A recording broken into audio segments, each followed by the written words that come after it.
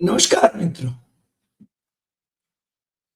આજે સીધો ને સટમાં આપણે રાહુલ ગાંધીની છાત્રો કી ગુંજના સંદર્ભમાં વાત તો કરવાના છીએ, પરંતુ ભારતીય જનતા પાર્ટી વાળાઓ જેનજી સાથે સંવાદ કરવા માંડ્યા છે અને કેવી કોમિક પરિસ્થિતિ નિર્માણ થઈ રહી છે એની વાત કરવાના છીએ. તમને ખ્યાલ છે કે પુણેમાં રાહુલ ગાંધીએ વિદ્યાર્થીનીઓ સાથે સંવાદ સાધ્યો. મંચ પર એમને પોતાની અભિવ્યક્તિ માટેની તક આપી. ત્યાં કોઈ ખુરશીઓ નહોતી. રાહુલે બહુ સ્પષ્ટ કહી દીધું હતું કે કોઈ રાજકીય ચર્ચા નહીં. મોદી શાહ ની સરકાર, ભારતીય જનતા પાર્ટી રાહુલથી કેટલી ગભરાય છે એ આપણે જોઈ શકીએ છીએ. અને 22 ઓગસ્ટ 2026 ના રોજ 50,000 વિદ્યાર્થીનીઓ સાથે પુણેમાં રાહુલ ગાંધીએ છાત્રો કી ગુંજ કાર્યક્રમ કર્યો અને એ જ દિવસે મહારાષ્ટ્રના મુખ્યમંત્રી અને જેમને વડાપ્રધાન બનાવવાની પેરવી ચાલી રહી છે એ દેવેન્દ્ર ફડણવીસે રાહુલ ગાંધીની છાત્રો કી ગુંજ ની ટીકા કરતા એવું જાહેર કર્યું હતું કે 23 ઓગસ્ટે એટલે કે બીજા જ દિવસે રેશિમબાગ મેદાન ઉપર, એટલે કે આરએસએસ ના હેડક્વાર્ટરની સામે જ એ જેનજી સાથે સંવાદ કરશે. કર્યો સંવાદ. રાહુલ ગાંધીની કોપી મારવાની કોશિશ કરી. દિલ્હીમાં નરેન્દ્ર મોદીએ કેબિનેટની મીટિંગમાં બધા મંત્રીઓને એમ કહીને આદેશ આપ્યો કે તમારે યુનિવર્સિટીઓમાં જઈને જેનજી સાથે સંવાદ કરવાનો છે.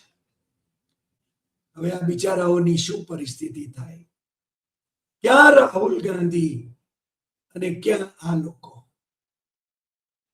પણ એના કોમિક દ્રશ્યો, એના વિડીયો એ તમે પણ જોયા હશે કે મિનિસ્ટરો એ યુનિવર્સિટીના વિદ્યાર્થીઓની સાથે સંવાદ સાધવાની કોશિશ કરે છે.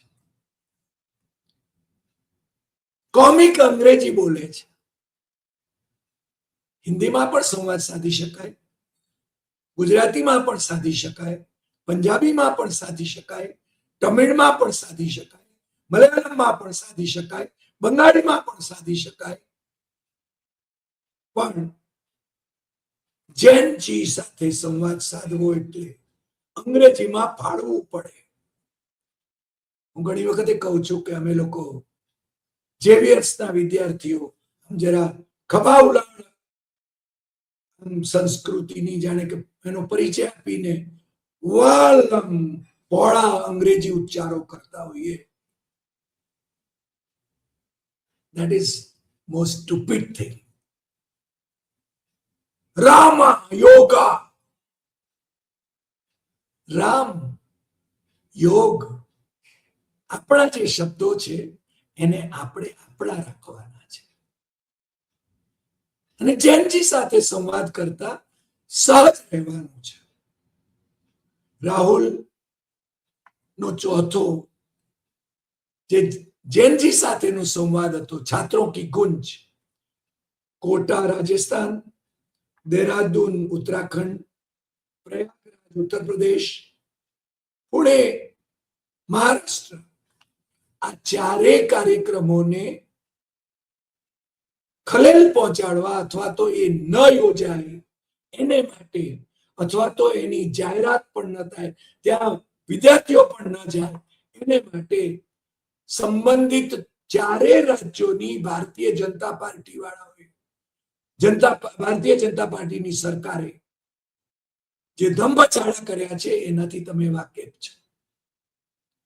અને છતાં પુણેમાં જે સંવાદ એમણે કર્યો, છાત્રો કી ગુંજ, એ સંવાદ એ તો બેનમૂન હતો. અને છતાં એને ભારતીય વિદ્યાર્થીઓ એમની સાથે હિન્દીમાં, મરાઠીમાં, અંગ્રેજીમાં એ સંવાદ કર્યો. પેલી આદિવાસી કન્યા જેને તાવ હતો, પણ આદિવાસી પરિવારોના પેલા ઉપોષણની વાત એણે કરી, હોસ્ટેલની સમસ્યાઓની વાત કરી, આદિવાસી હોસ્ટેલાઇટ્સને, કન્યાઓને જે રીતે પ્રેગ્નન્સી ટેસ્ટ કરાવવામાં આવે છે એ એને વાત કરી મન મોકળાશથી. ત્યારે રાહુલે એક મોટા ભાઈ તરીકે કહ્યું કે તમે જ્યાં ઉપોષણ કરી રહ્યા છો ત્યાં મને બોલાવો, હું પણ આવીશ. એને રાહુલ ગાંધીને મેમોરેન્ડમ આપ્યું. એ મેમોરેન્ડમ રાહુલ ગાંધીએ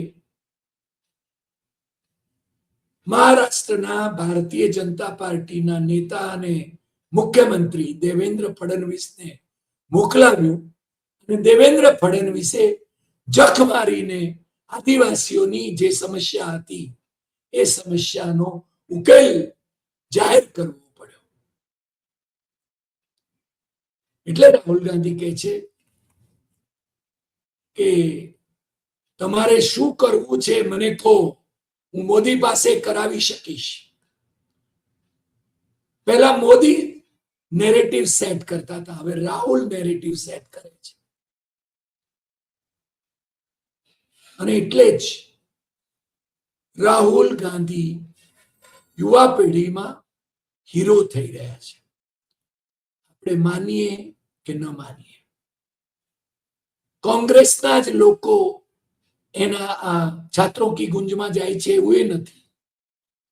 આ 50,000 વિદ્યાર્થીનીઓ એ કઈ બધી કોંગ્રેસ સમર્થક નહોતી, અને છતાં રાહુલના નારા લગાવતી હતી. રાહુલ એમનો ભાઈ હોય, એમનો હીરો હોય, એ રીતે એમની વાત એ સમજે છે અને એના ઉકેલ લાવવાની માટે સક્ષમ છે એવું એ માને છે. મોદી એ આથમતો સૂરજ છે અને રાહુલ એ ઉગતો સૂરજ છે એવું આ દેશમાં હવે મનાવા માંડ્યું છે. અને એટલા માટે જ મેં કહ્યું એમ, દેવેન્દ્ર ફડણવીસ, હું તો એમને ગરિમા પૂર્ણ વ્યક્તિત્વ માનતો હતો, પણ દેવેન્દ્ર ફડણવીસે જે રીતે નીતિન ગડકરીને ચેકમેટ કરીને મુખ્યમંત્રી પદ મેળવ્યું હતું, ત્યારથી એમના ષડયંત્રો કેવા ચાલે છે એનો અંદાજ આવી ગયો. સંઘમાં પણ, ભારતીય જનતા પાર્ટીમાં પણ ષડયંત્રોની બોલબાલા છે. અને આપણે અગાઉ ગુજરાતના સંદર્ભમાં એક વાત કરી હતી કે ગુજરાતની પ્રત્યેક એસેમ્બલી કોન્સ્ટિટ્યુઅન્સીમાં ભારતીય જનતા પાર્ટીમાં ગ્રુપ એ અને ગ્રુપ બી ભાગલાઓ છે. આપણે એના વિશે વરિષ્ઠ તંત્રી દિલીપ પટેલની સાથે એક એપિસોડ કર્યો હતો અને જે ખૂબ જોવાયો હતો. મેં કહ્યું એમ કે મારો અવાજ થોડો બેસી ગયો છે, દવા લેવાનું શરૂ કરી દીધું છે, પણ મારી નિષ્ઠા મારા દર્શકો સાથે છે, મારો અનુબંધ તમારી સાથે છે. એટલા માટે કોઈ પણ ઘટનાક્રમ બને ત્યારે મારે તમારી સાથે સંવાદ સાધવો જ પડે. અને આજે એટલા માટે હું તમારી સાથે આ વાત કરી રહ્યો છું કે હવે રાહુલ ગાંધીનો આગલો પડાવ કયો છે એની આજે વાત કરવી છે. રાહુલ ગાંધીનો આગલો પડાવ એ હવે આરએસએસ નું જે મુખ્યાલય છે નાગપુર, ભારતીય જનતા પાર્ટીની માતૃ સંસ્થાનું જે મુખ્યાલય છે ત્યાં છે. અને એટલે જ ભારતીય જનતા પાર્ટીનો અને એમના સમર્થક સંઘ પરિવારના સંગઠનોનો સન્નિપાત વધી ગયો છે. રાહુલ ક્યારે જશે ત્યાં? આજે અમે યશોમતી ઠાકુરની આ ટ્વીટ જોયા પછી એમની સાથે વાત કરી, એમને પૂછ્યું કે કઈ તારીખ છે નાગપુરમાં રાહુલની છાત્રો કી ગુંજની. તો એમણે કહ્યું કે હજુ નક્કી નથી, પરંતુ એ આવવાના છે એ તો નક્કી છે. એટલે જ આ યશોમતી ઠાકોર તો એડવોકેટ છે, ઠાકુર છે, મહારાષ્ટ્રના મિનિસ્ટર પણ રહ્યા છે, કોંગ્રેસી નેતા છે વિદર્ભના. એમણે लख्યું राहुल गांधी ये है, नागपूर सज्ज आहे, छात्रों की गुंज विद्यार्थ्यांच्या हक्कासाठी, शिक्षणासाठी, रोजगारासाठी आणि विद्यार्थ्यांचा भविष्याच्या प्रश्नांसाठी राहुल गांधीची नागपुरात विद्यार्थ्यांशी संवादची गुंज. नागपूर छात्रों की गुंज, राहुल गांधी विद्यार्थींचा आवाज ऐकण्यासाठी पुणे के बाद अब नागपुर की बारी. आरएसएस ना सरसंघचालक विदेश યાત્રાએ છે, પાછા આવી જશે, ત્યાર પછી જ કદાચ રાહુલ ત્યાં જશે એવો અમને તો અંદાજ છે. કારણ કે જ્યારે એ હોય ત્યારે જ નાગપુરને ધમધમાવવું એની તો મજા છે. અને આરએસએસ ના હેડક્વાર્ટરમાં જઈને રાહુલ ગાંધી ત્યાં આગળ એમને ચેલેન્જ કરે એ જ વાત છે. પણ રાહુલ ગાંધી બહુ સ્પષ્ટપણે કહેશે કે હું કોઈ રાજકારણની વાત નથી કરવાનો. છાત્રો કી ગુંજમાં વિદ્યાર્થીઓના અવાજ, વિદ્યાર્થીઓના પ્રશ્નો એની જ વાત આપણે કરવાના છીએ. અને એટલે જ જે સંવાદ જૈનજી સાથે ભાઈ શ્રી દેવેન્દ્ર ફડણવીસે કર્યો. દેવેન્દ્ર ફડણવીસે શું કર્યું? મારી પાસે એના બધા અહેવાલો છે ત્યાંના, અને એમને વિશે એમણે પોતાની રાજકીય કારકિર્દી કઈ રીતે ઘડાઈ એની વાત કરી. હું કોર્પોરેટર ચૂંટાયો, હું મેયર બન્યો, મુખ્યમંત્રી દેવેન્દ્ર ફડણવીસ દબાવ કશા હાથાડતા, એટલે એમના ઉપર પ્રેશર આવે તો કઈ રીતે એ દૂર કરે છે. અને એમને એમાં એમનો મંચ જે હતો એ મંચ પણ જોવા જેવો હતો. મંચ પર એમણે ક્રિકેટરને પણ બેસાડ્યા હતા, વિદ્યાર્થીઓને બેસાડ્યા હતા. સરકારમાં જ્યારે મુખ્યમંત્રીનો કાર્યક્રમ હોય ત્યારે જાકમ જોડ હોય, ખર્ચાની કોઈ ચિંતા ન હોય. હવે એમણે પોતાનું પદ બચાવવાનું છે અને વડાપ્રધાન થવા માટેનો થનગનાટ છે. અમિત શાહ એમને પસંદ નથી કરતા અને અમિત શાહ પણ વડાપ્રધાન બનવા માંગે છે, દેવેન્દ્ર ફડણવીસ પણ વડાપ્રધાન બનવા માંગે છે, યોગી આદિત્યનાથ પણ વડાપ્રધાન બનવા માંગે છે, ભારતીય જનતા પાર્ટીમાં ઘણા બધા વડાપ્રધાન બનવા માંગે છે. પરંતુ દેવેન્દ્ર ફડણવીસને એમ છે કે આરએસએસ નો ટેકો એમને રહેશે, મોદીનો ટેકો એમને રહેશે અને એ વડાપ્રધાન બનશે. એટલે એ અત્યારથી તૈયારી કરી રહ્યા છે. એબીપી અસ્મિતાનો મારી પાસે ખૂબ લાંબો એમનો અહેવાલ છે.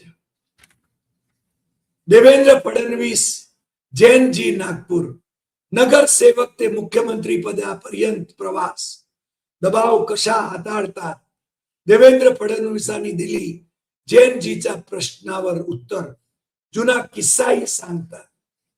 દેવેન્દ્ર ફડણવીસે વિદ્યાર્થીઓને રાજકીય બાબતો સિવાય જાજી વાત કરી નથી. તમે પણ મુખ્યમંત્રી બની શકો છો, આવી વાત જરૂર કરી, પણ વિદ્યાર્થીઓની સમસ્યાનો હું ઉકેલ કઈ રીતે લાવું, તમારા શું પ્રશ્નો છે એની વાત એ નથી કરતા. સ્ટાર એટ્રેક્શન તરીકે ક્રિકેટરને બોલાવે છે, બીજા નેતાઓને બોલાવે છે, જો મંચ સજાવેલો છે. રાહુલ ગાંધીના છાત્રો કી ગુંજમાં તમને આવો મંચ, આવી ખુરશીઓ, આવી વ્યવસ્થા એ નહીં જોવા મળે. એ વિદ્યાર્થીઓને બોલાવે છે અને વિદ્યાર્થીઓ એ મન મોકળાશથી એમને સવાલો કરે છે, એ આપણે જોયું છે. અને એટલે જ આ દેવેન્દ્ર ફડણવીસની આ જૈનજી સાથેનો સંવાદ, એના સંદર્ભમાં શરદ પવારની રાષ્ટ્રવાદી કોંગ્રેસના ધારાસભ્ય રોહિત પવાર, એટલે એમના આમ તો પરિવારના જ સભ્ય છે, એમણે જે વાત કરી છે खूप महत्वाची છે. राहुल गांधीच्या कार्यक्रमाची कॉपी नागपूरच्या जैनजी संवाद आणलेल्या गर्दीचा, કેટલા લોકો આવ્યા એમાં, મહિલા અને પુરુષ, વિદ્યાર્થીઓ અને બીજા લોકો. જે ફડણવીસ ની સરકારે જે જાહેર કર્યો છે આંકડો, એ 25,000 નો હતો. પુણેમાં રાહુલ ગાંધીના કાર્યક્રમમાં કોઈ બસો મૂકવામાં નહોતી આવી, બધા સ્વયંભૂ રીતે આવ્યા હતા. છતાં ભારતીય જનતા પાર્ટીએ એવો અપપ્રચાર કર્યો કે પ્રત્યેક કન્યાને ત્યાં આવવા માટે 3,500 રૂપિયા આપવામાં આવ્યા. શું હાસ્યાસ્પદ વાતો કરે છે. મને લાગે છે કે ભારતીય જનતા પાર્ટી રાહુલ ગાંધીથી કેટલી ધ્રુજી રહી છે, મોદી કેટલા ધ્રુજી રહ્યા છે, શાહ કેટલા ધ્રુજી રહ્યા છે, એનો અંદાજ આપણને આમાં આવે છે. અને એટલે જ રોહિત પવારે કહ્યું છે કે સ્વતઃ आणलेले आणि आलेले, स्वतः आलेले आणि आणलेले यात फरक, ठरवून दिलेल्या प्रश्नाची उत्तरे दिल्याचा आरोप. એટલે જે સ્વયંભૂ રીતે આવ્યા હોય અને લાવવામાં આવ્યા હોય. તમને ખ્યાલ છે નરેન્દ્ર મોદીની કોઈ પણ સભા ગુજરાતમાં હોય ત્યારે કરોડો રૂપિયાનો ખર્ચ અલગ અલગ ડિપાર્ટમેન્ટમાં કરવામાં આવે છે અને એનો આરટીઆઈ નો જવાબ એ ધારાસભ્ય ચૈતર વસાવાએ તો જગ જાહેર કર્યો હતો. આપણી સાથેની ચર્ચામાં પણ, આપણી સાથે જે ઇન્ટરવ્યુ આપ્યો હતો એમાં પણ એમણે કહ્યું હતું. અને ચૈતર એમને અનુકૂળ નથી, એટલે અત્યારે વડોદરાની સેન્ટ્રલ જેલમાં છે. અને ચૈતર એક મોટો પડકાર આદિવાસી વિસ્તારની જે બેઠકો છે એમાં એને ઉભો કર્યો છે. એટલે ભારતીય જનતા પાર્ટીને એનો ડર લાગે છે. એને ભારતીય જનતા પાર્ટીમાં જોડાવા માટે, ગુજરાતમાં એને મિનિસ્ટર બનાવવા માટે કેટલા ધમપછાડા કર્યા ભારતીય જનતા પાર્ટીની નેતાગીરીએ. છતાં ચૈતર કહે છે કે હું નહીં જોડાઉં, હું આદિવાસીઓને માટે લડતો રહીશ, ભારતીય જનતા પાર્ટી માટે હું પડકાર બનીને રહેવાનો છું. હાઈકોર્ટે એને જામીન નથી આપ્યા, સુપ્રીમ કોર્ટ શું કરે છે એ જોવાનું છે. પરંતુ જેલમાં રહીને પણ ચૈતર વસાવા એ લડશે એવો એનો સંકલ્પ છે. દેવેન્દ્ર ફડણવીસ અને આ બધા એ સાહેબીમાં માલે છે. બ્રાહ્મણી સંસ્કૃતિ જે છે એને એ લોકો પોષે છે. આરએસએસ ની બ્રાહ્મણી સંસ્કૃતિ. તમે જુઓ, રાહુલ ગાંધીએ એક વાક્ય, એક શ્લોક મનુસ્મૃતિમાંથી લીધો. એમાં તો ભારતીય જનતા પાર્ટીના મુખ્યમંત્રીઓથી માંડીને, પ્રવક્તાઓથી માંડીને, નેતાઓથી માંડીને, મિનિસ્ટરોથી માંડીને બધાએ જાણે કે રાહુલ ગાંધીએ હિન્દુ ધર્મનું અપમાન કરી દીધું એવી વાત કરી. તો પછી ભારતીય જનતા પાર્ટી ડોક્ટર બાબા સાહેબ આંબેડકર નો વિરોધ કરે છે, એનો અર્થ એ જ થયો ને. બાબા સાહેબે મનુસ્મૃતિ કેમ બાળી હતી, એનું દહન કેમ કર્યું હતું મહાર સત્યાગ્રહ વખતે, એ વાત મોદી અને શાહ અને દેવેન્દ્ર ફડણવીસને ખબર નથી. યોગી આદિત્યનાથ તો જાણે કે એમને તો કેટલું મગજનો ઉપયોગ કરે છે જુદી વાત છે, પણ મહારાષ્ટ્ર જેવા પ્રગતિશીલ રાજ્યમાં મનુસ્મૃતિનો અમલ કરાવવાની વાત જ્યારે ભારતીય જનતા પાર્ટી કરતી હોય ત્યારે પ્રગતિશીલો અને એમાંથી રાહુલ ગાંધી એક શ્લોક લઈને જે વાત કરે છે એ ખોટું શું છે? પણ ભારતીય જનતા પાર્ટી વાળાઓ કે છે યત્ર નાર્યસ્તુ પૂજ્યંતે રમંતે તત્ર દેવતા, એવું પણ એમ કે એમાં કહેવામાં આવ્યું છે. અરે નારીની પૂજા નહીં, એને સમાન સ્થાનની વાત છે, એને પોતે પોતાની માલિક છે એ વાત સાબિત કરવાની વાત છે, એનો અહેસાસ કરાવવાની વાત છે. એ પિતા પતિ કે પુત્ર એની સંપત્તિ નથી, એ જે શ્લોકની અંદર કહેવામાં આવ્યું છે જે કે પિતાની પતિની અને પુત્રની એના ઉપર અવલંબે છે, એનું જીવન એના ઉપર અવલંબે છે, એવી જે વ્યવસ્થા મનુસ્મૃતિમાં વર્ણવવામાં આવી છે. રાહુલ કહે છે કે એની સામે તમે પોતે કંઈક છો એની વાત કરવાની છે. રાહુલે ખોટું શું કહ્યું? પણ આ જે લોકો ભારતીય બંધારણ જે ડોક્ટર બાબા સાહેબ આંબેડકરે તૈયાર કર્યું છે અને જેને બંધારણ સભાના વિદ્વાન બેરિસ્ટરો રહેલા, આઝાદીના સંગ્રામમાં જે લોકો હતા એ અને બીજા કેટલાક ડોક્ટર શ્યામા પ્રસાદ મુખર્જી જેવા અંગ્રેજોના હિતૈષી હતા, એ બધા પણ એમાં સૂર પુરાવીને એને સંમત કર્યું છે બંધારણને. રજવાડાઓના કેટલાક પ્રતિનિધિઓ જે અંગ્રેજોની સાથે હતા, ઘણા રજવાડા અંગ્રેજોની વિરુદ્ધમાં હતા,